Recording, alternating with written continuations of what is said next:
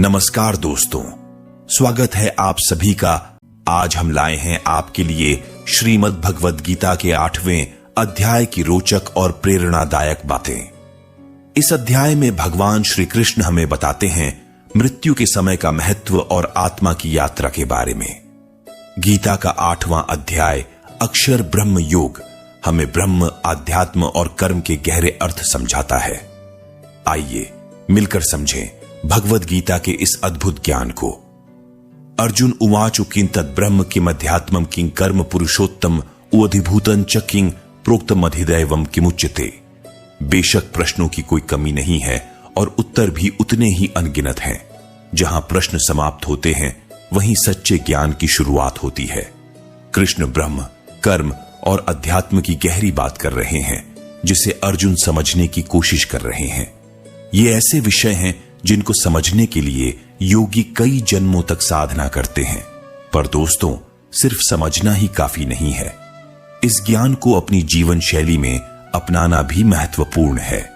ज्ञान को सही रूप में जीना होगा, तभी इसका असली अर्थ समझ में आएगा। लेकिन सबसे पहले अर्जुन जो समझना चाहते हैं उस पर ध्यान देते हैं।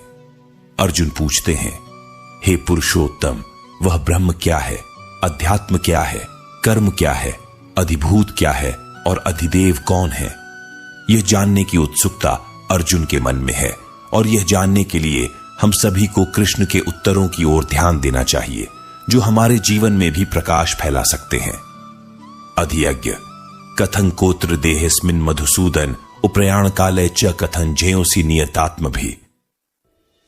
अर्जुन अपने सवालों की श्रृंखला को बढ़ाते हुए पूछते हैं, हे मधुसूदन, यहां अधियज्ञ कौन है और वह इस शरीर में कैसे हैं, तथा युक्त चित्त वाले पुरुषों द्वारा अंत समय में आप किस प्रकार जानने में आते हैं।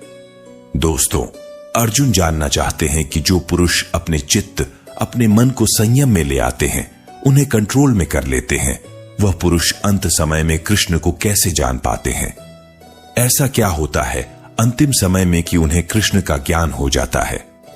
कृष्ण का कहना है कि जो पुरुष अपने मन को संयम में लाकर इच्छाओं का त्याग करते हैं वे एक दिन मुझे प्राप्त होते हैं। लेकिन अर्जुन का प्रश्न है, कैसे, वह कैसे होता है।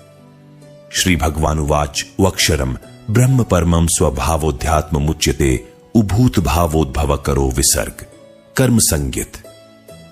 अर्जुन के सवालों का जवाब देते हुए भगवान कृष्ण पहले बताते हैं कि ब्रह्म क्या है। वे कहते हैं, ब्रह्म वह परम तत्व है जिसे नष्ट नहीं किया जा सकता।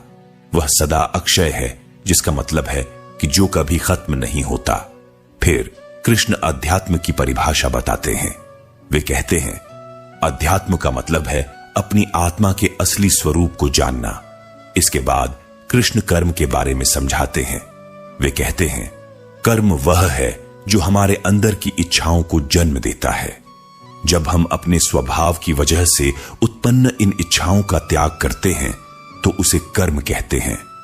दोस्तों, इसे आप कर्म की दार्शनिक व्याख्या के रूप में समझ सकते हैं। अधिभूतं क्षरो भाव पुरुषश्चाधिदैवतम उअधियज्ञो हमेवात्र देहे देहभृतांवर। कृष्ण अर्जुन के प्रश्नों का उत्तर देते हुए इस श्लोक में बताते हैं कि अधिभूत, अधिदेव और अधियज्ञ क्या है। वे कहते हैं, जो सारे पदार्थ खत्म हो जाते हैं, नष्ट हो जाते हैं, उन्हें अधिभूत कहा जाता है, यानी सारी दुनिया अधिभूत है। और जो अक्षर है, जिसका कभी नाश नहीं होता, वह अधिदेव है। फिर कृष्ण कहते हैं, हे देहदारियों में श्रेष्ठ अर्जुन, इस शरीर में मैं वासुदेव ही अंतर्यामी रूप में अधियज्ञ हूं। दोस्तों, हमारे अंदर जो महापुरुष छुपा हुआ है, जिसे हम अज्ञान के कारण नहीं पहचानते, वही महापुरुष यानी कृष्ण यज्ञों के अधिष्ठाता हैं। अंतकाले च मामेव स्मरण मुक्त्वा कलेवरम उये प्रयाति स मद्भावम याति नास्त्यत्र संशय। कृष्ण ने कहा है कि जो अपने मन में मुझे बसाकर अपना कर्म और कर्तव्य निभाता है, उसे मैं प्राप्त होता हूं और वह मुझे प्राप्त करता है। अर्जुन ने पूछा था कि अंत समय में जो आपको याद करते हैं, उन्हें आप कैसे समझ में आते हैं। इसके उत्तर में कृष्ण कहते हैं कि जो व्यक्ति अंत समय में भी मुझे स्मरण करते हुए शरीर त्यागता है, वह मेरे साक्षात स्वरूप को प्राप्त करता है, इसमें कोई संशय नहीं है।